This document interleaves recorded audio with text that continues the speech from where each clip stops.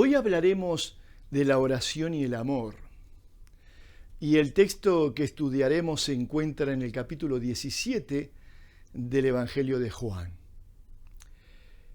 Siempre recuerdo aquel momento, aquella noche cuando mi madre nos reunió a mi hermano y a mí para comunicarnos que ella sería operada en el Clínicas, un hospital público de Montevideo que quedaba a pocas cuadras de nuestra casa.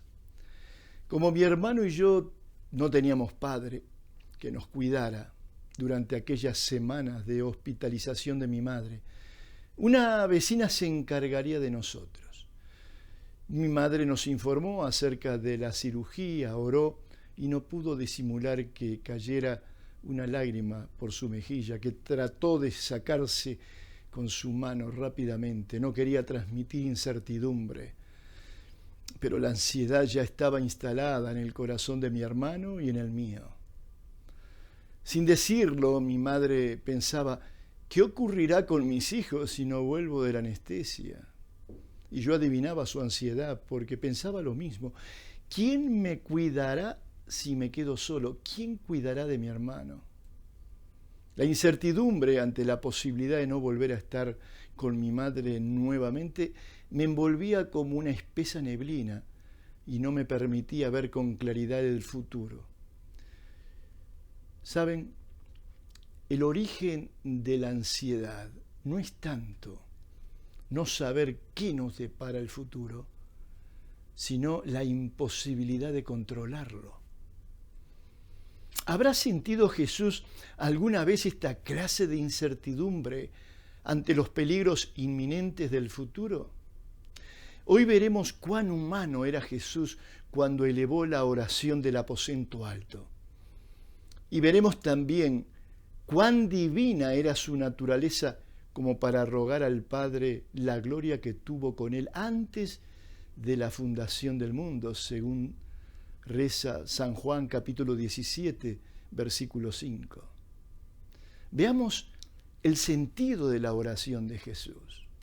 Jesús viene anunciando su partida desde hace algún tiempo y ahora en el aposento alto consuela y apoya a sus amados discípulos.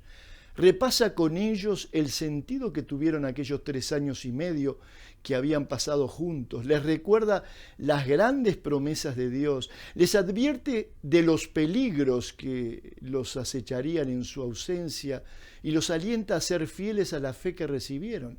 Esto lo registran los capítulos 13 al 16 de San Juan. Y luego eleva la oración del capítulo 17. ¿Cuál es la razón de la oración a la que Juan le dedica todo un capítulo? La oración más larga de la Biblia. Jesús sabe que esa será la última noche que pasará con sus discípulos.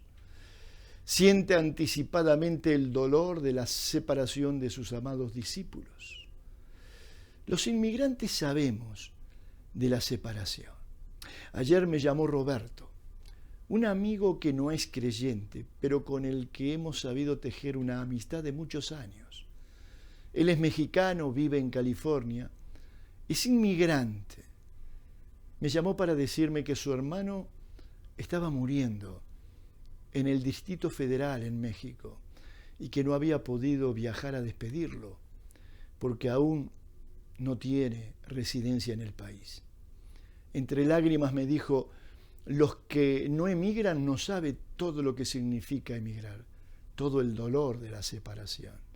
Sí, los inmigrantes sabemos qué significa la palabra separación. Las escenas más emotivas de mi vida las he visto en terminales de ómnibus y en los aeropuertos. Ahí vi el dolor de la separación cuando las familias emigran, cuando los esposos se separan para que uno de ellos se adelante y busque trabajo en el nuevo lugar de destino a fin de enviar dinero a la familia. Cuando una madre deja a sus hijos con sus abuelos para cruzar la frontera a fin de trabajar en un país extraño y enviar dinero a su casa. Jesús sintió en ese jueves, en el aposento alto, el aguijón de la separación. Pero volvamos a la pregunta con la que iniciamos esta reflexión. ¿Por qué ora Jesús por él, por sus discípulos y ora por nosotros? Jesús ora porque no veía más allá de los portales de la muerte, dice Elena de White en El deseado de todas las gentes, en la página 701. Sabe acerca de los peligros que esperan a sus discípulos, sabe que serán como ovejas en medio de lobos, sabe que también Pedro lo traicionará y aún profetiza la destrucción de Jerusalén a manos de los romanos.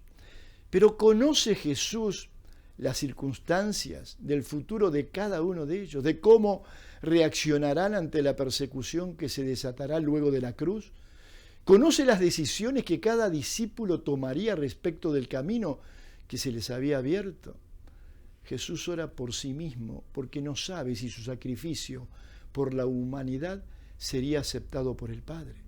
Esto lo aflige grandemente porque no controla el futuro y ora por sus discípulos para que sean fieles y para que el Padre los proteja en el camino de sus vidas. Sabe que cada uno de ellos transitaría en libertad su propio camino, porque la vida es un camino que cada uno transita individualmente. La vida es personal, pero Dios tiene un plan para cada uno de nosotros, que lo vamos descubriendo en oración, a medida que desandamos, a veces con lágrimas, el camino de la vida. Y ese plan es tan único como únicas son nuestras huellas digitales. Y única es nuestra vida, y únicas son las experiencias de nuestras vidas. Jesús ruega para que no nos falte la fe, para que se cumpla plenamente en nosotros el plan de Dios. Por la propia experiencia humana sabemos que nuestra historia no tiene un sentido prefijado, sino que el paso del tiempo nos dona este sentido. Es como escribir un libro. Cuando uno comienza no sabe exactamente a dónde va, cuál será la conclusión. Pero a medida que uno lo va escribiendo y se encuentra con los textos bíblicos, el camino que recorrerá va apareciendo debajo de las capas de nuestra propia ignorancia y gracias al esfuerzo constante de interpretación de la palabra. Escribir un libro es como pelar una cebolla y la vida es como escribir un libro. Es toda una tarea en el tiempo que a veces se hace con lágrimas. Así también el sentido de nuestra historia es una tarea que se despliega mientras vamos viviendo. Ahora, recién ahora, de abuelo, sé cuántos errores cometí como padre, pero tuve que vivir para saberlo. Ahora veamos la relación que existe entre la encarnación y la oración. Entre la encarnación de Cristo y sus plegarias y nuestras plegarias. A diferencia de nosotros que vamos realizando nuestro ser a medida que pasa el tiempo, Jesús sabe que es Dios en carne humana desde que tiene uso de razón. No va descubriendo la verdad de su divinidad a medida que transcurren los días, sino que la va madurando y confirmando. Para él el tiempo es la alfombra en la que camina para desplegar su verdad. Por eso Pablo dice, cuando vino el cumplimiento del tiempo, Dios envió a su Hijo nacido de mujer. Está todo prefijado. Jesús tenía que venir, Gálatas 4:4, y así lo hizo. Con Cristo, Dios camina en el tiempo revelando su carácter más perfecto. Pero entonces, ¿por qué Jesús no podía ver más allá de los umbrales de la tumba? Precisamente porque veló su divinidad cuando asumió plenamente su humanidad. Y como humano, descubrió las verdades del diario vivir a medida que transcurría su vida. El tiempo para él le iba mostrando. Él también, como nosotros, se autodescubre a través del contacto con los otros y con la creación de Dios. Porque el prójimo y la creación son el espejo donde tú y yo nos reconocemos y vamos aprendiendo. Jesús profetiza el triunfo de Dios sobre el mal, pero hay cosas que desconoce. Por ejemplo, el día de su segunda venida, según Mateo 24:36. Mediante sus plegarias Jesús madura la verdad que expresara Juan en el capítulo 10, versículo 30. Yo y el Padre uno somos. La encarnación de Dios en Jesús sacraliza la vida humana y la convierte en el lugar de la verdad de Dios para nosotros. La vida es sagrada porque, como criaturas, no podemos explicar nuestra existencia en este mundo sin el Creador. Y es doblemente sagrada porque Dios tomó en Cristo un cuerpo humano y es aquí y ahora nuestro propio tiempo y espacio que construimos mientras vivimos, donde Cristo se hace patente mediante la oración. Toda oración humilde encarna al Cristo resucitado en nuestra carne viviente, mediante la obra del Espíritu Santo. El Espíritu de Dios revierte con poder en nuestra humanidad mediante la oración. El Espíritu Santo nos trae al mismo Jesús que caminó hace 2000 años por Palestina. El Espíritu Santo hace posible que sintamos el poder de Cristo en nuestra vida. El Espíritu Santo une encarnación y oración y plegaria, porque así unió en la vida de Jesús la encarnación y sus oraciones. Así como la encarnación y la oración están esencialmente ligadas en Cristo, también lo están en nosotros. En consecuencia, la oración no es un camino sutil para escapar de la realidad, como piensan los que no son creyentes, sino un modo especial de seguir a Cristo y de compartir su pasión, su resurrección y su redención del mundo. La oración secreta, humilde, sincera, hunde sus raíces en lo más profundo de nuestra vida humana, sometida a la angustia, a la búsqueda de un sentido, con todas nuestras contradicciones, con nuestros momentos de náusea y de vanidad, de falsedad y de capacidad para la traición, porque eso somos. Pero lejos de conducirnos a la vanidad o a una seguridad egoísta, la oración nos lleva a enfrentarnos cara a cara con el punto más central y más profundo de nuestra existencia, donde el vacío de la nada parece abrirse a una negra desesperación. La oración nos conduce al abismo para darnos el poder de la fe. Este don divino convierte la opción de la desesperación absoluta en una perfecta esperanza, gracias a la súplica pura y humilde de la oración. Tú, si no te sientes perdido, no puedes orar con poder, pero si te sientes perdido, es porque el Espíritu te hace sentir para que saltes a la otra costa, a la de la esperanza. Dice Santiago, escúchenme ustedes, los que dicen hoy o mañana iremos a la ciudad, allí nos quedaremos todo un año y haremos buenos negocios y ganaremos mucho dinero. ¿Cómo pueden hablar así cuando ni siquiera saben lo que les va a suceder mañana? Su vida es como la niebla.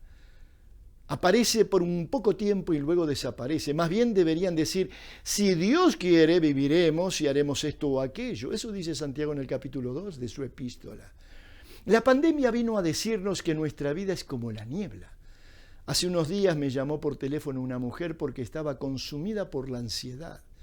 Me dijo que no soportaba más la posibilidad de no saber qué va a ocurrir en el futuro. Le dije que nunca supo qué iba a ocurrir en el futuro, pero que vivió como si lo supiera. Le dije que era hora de despertar del sueño y que quizá Dios le estaba dando la oportunidad de que en esta hora oscura se despertara la fe de la noche que todo lo ve. Para explicarle qué quise decir con la expresión la fe de la noche, le dije que abriera la Biblia en Mateo 8, 23 al 27.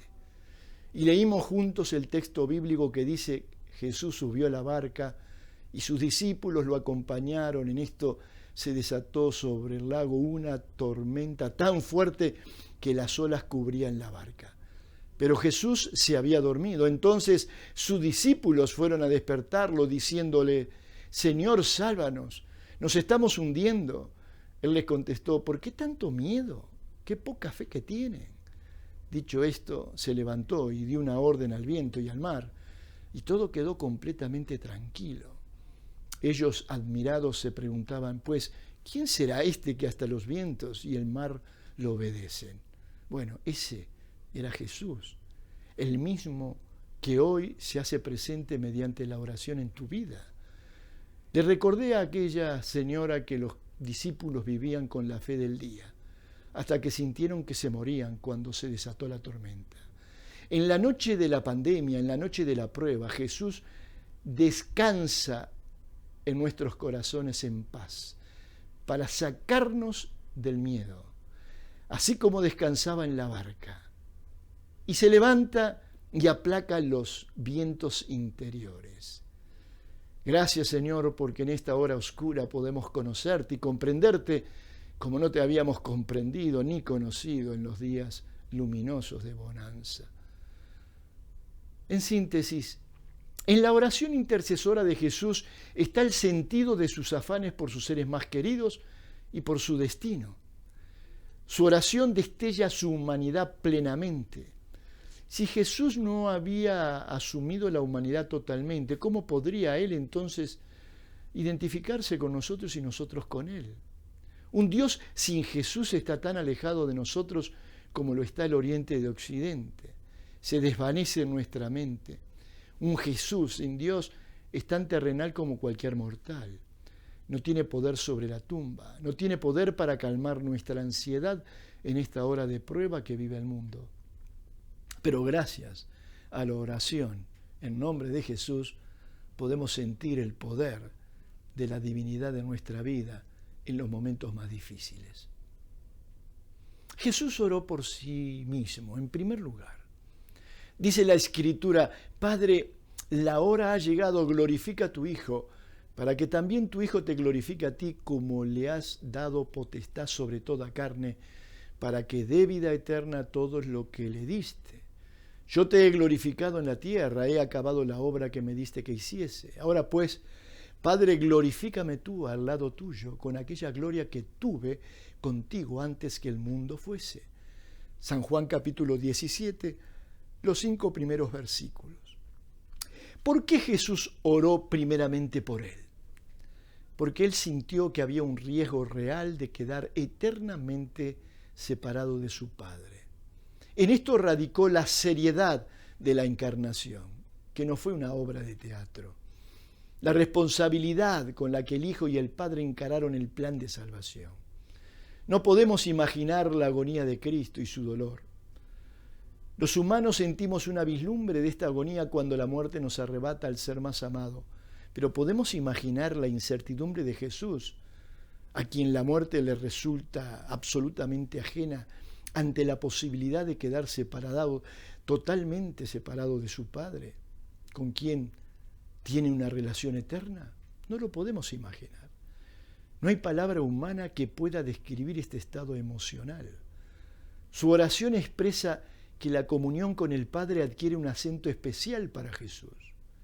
Esta comunión es la condición previa al sacrificio, así como el sacrificio es la condición previa a la glorificación. Él ora para que su sacrificio sea aceptado por su Padre. Ora primeramente por él, con el propósito de cumplir el plan de salvación. Estas palabras de Jesús no solo revelan la autoconciencia de su divinidad, sino también su aceptación voluntaria de la cruz, porque la glorificación será alcanzada a través de la muerte, la resurrección y la ascensión. Con esta oración Jesús comienza a subir la cuesta del Calvario para reunirse con Dios y para reunirnos con Dios. Toda su vida consistió en un descenso del cielo a la tierra para unir nuestra humanidad con la deidad, dejando así todos sus atributos divinos. Pero al mismo tiempo su sacrificio implicó un ascenso desde la tierra al cielo para que la humanidad alcance el hogar eterno. Su vida es una lucha constante por unir lo que el pecado había separado, por unir las dos costas eternamente separadas. ¿Por qué debes orar por ti primeramente? ¿Te has puesto a pensar? Di conmigo esta oración: Señor, no oro para alcanzar el cielo o evitar el infierno, sino para ver la dulzura de tu rostro. Oro por mí para que no me falte la fe en la hora de la prueba y pueda orar por los que amo. Oro para que no me suelte de tu mano en el camino de la vida. Oro para que mi corazón se apropie de tu victoria. Oro por la obra de tu Espíritu cada día en mi alma. Oro por mí antes que nada, porque no puedo dar lo que no tengo. Oro para que me ayudes a vivir este testimonio de fe, porque nadie creerá por lo que creo, sino por lo que vivo. Y ahora Jesús comienza a orar por los otros, por los discípulos y nosotros. Padre Santo, a lo que me has dado, guárdalos en tu nombre para que sean uno, así como nosotros. Cuando estaba yo con ellos en el mundo, yo los guardaba en tu nombre. A los que me diste yo los guardé. Mas no ruego solamente por esto, sino también por los que han de creer en mí por la palabra de ellos, para que todos sean uno, como tú, oh Padre, en mí y yo en ti, que también ellos sean uno en nosotros, para que el mundo crea que tú me enviaste, y les he dado a conocer tu nombre, y lo daré a conocer aún, para que el amor con que me has amado esté en ellos, y yo en ellos. Juan 17, versículo 6, versículo 7, y los versículos del 20 al 26. Esta porción de la plegaria de Jesús muestra el poder intercesor que tiene la oración. Orar por nosotros en primer lugar es el primer paso para entrar en la mansión de la vida. Tú tienes que orar por ti y yo tengo que orar por mí. Pero es tan solo el primer paso. La puerta de la vida se abre plenamente cuando oramos por los otros, cuando pronunciamos la oración intercesora. Oramos por nosotros para amar a los otros. La oración alcanza su más sublime expresión en el servicio al otro. La obra de la salvación es un encadenamiento de oraciones de unos por otros. Todos somos eslabones en la gran cadena de la vida. Jesús ruega que su obra no se detenga, porque a menos que sus discípulos sean guardados en su nombre y testifiquen de su nombre, la obra de la revelación de Cristo se detiene, el don del Padre en Cristo queda sin efecto, y los nuevos discípulos que vendrán ya no guardarán su palabra. ¿Puedo acaso detener la obra de la salvación? La respuesta es sí y no. Desde el punto de vista humano, sí puedo detenerla, porque depende de nuestro testimonio. Desde el punto de vista divino, no puedo detenerla, porque el cielo y la tierra pasarán, pero mis palabras no pasarán, dijo Jesús, y registró Mateo en el capítulo 24 y en el versículo 35. Tu palabra es verdad, dijo Jesús, y hacía referencia a toda la revelación que hizo el Padre a lo largo de los siglos, a través del Antiguo Testamento, y hacía referencia a sí mismo, porque Él es la palabra. Y le dice, Padre, no abandones la obra de tus propias manos. Con nuestro testimonio de vida hacemos real a Dios y hacemos patente su presencia entre nosotros. El testimonio no tiene nada que ver con recitar un credo, sino con revelar silenciosa y anónimamente el amor de Dios en la bondad y en el amor. Así llegamos al momento culminante del sentido que tiene la oración. La oración es la más excelsa forma del amor. Así como la palabra es vacía sin el hecho que la confirme, la oración es vacía si no culmina en el amor al prójimo. El acto de amor es en sí mismo una oración. Es una oración que trae a Jesús ante nuestra presencia. Este concepto está presente en la parte final de su oración. Jesús ora por la unidad en el amor de todo su pueblo. No hay unidad sin amor y no hay amor sin unidad. No puede haber comunión en oración con Dios sin el amor de Jesús en nuestro corazón, que fluye hacia los demás. Aquí está el sentido profundo de la paz entre nosotros. Allí donde el agua alcanza su mayor profundidad, se mantiene más serena. Allí donde el alma encuentra a Jesús en oración en lo más profundo, esa alma alcanza la paz con Dios y con el prójimo. Esta es la hora para que aceptes a Jesús. Esta es la hora para que lo busques. Esta es la hora para que bucees en tu propio corazón hasta lo más profundo y te convenzas que Jesús está ahí descansando, esperando que lo despiertes para que calme tu tormenta. Jesús, ámame para que yo pueda amar y para que ese amor nos una como testimonio del amor del Padre y del Hijo en nuestros corazones. Señor, que a nadie le sea yo indiferente porque no vean tu amor en mí. Jesús garantiza el testimonio de Dios en la tierra mediante mi propio testimonio. El mundo necesita ver en nosotros el amor que predicamos de Jesús. Que el mundo diga, mirad cómo se quieren, mirad cómo se aman, mirad cómo están dispuestos a morir el uno por el otro. Así como escribió Tertuliano, uno de los primeros cristianos de nuestra era. Gracias, Señor, por tu oración en el aposento alto. Gracias porque oraste por ti, y porque por tu sacrificio recibimos tu gloria. Gracias, Señor, porque nos ayudaste a orar por nosotros, para que en los tiempos de sufrimiento estemos a tu lado y podemos también tener esperanza de que nada nos faltará. Gracias porque oraste por tus discípulos y oraste por cada uno de nosotros. Gracias, Señor, porque nos ayudas a entender el poder de la oración intercesora. Hoy oro, Señor, por los que necesitan conocer tu amor. Dame amor, pon amor en mi corazón, para que yo, este pecador, este mortal, sea en sí mismo, en mi vida, sin abrir la boca, sea la oración viviente de Jesús. Que Dios te bendiga y te guarde. Amén.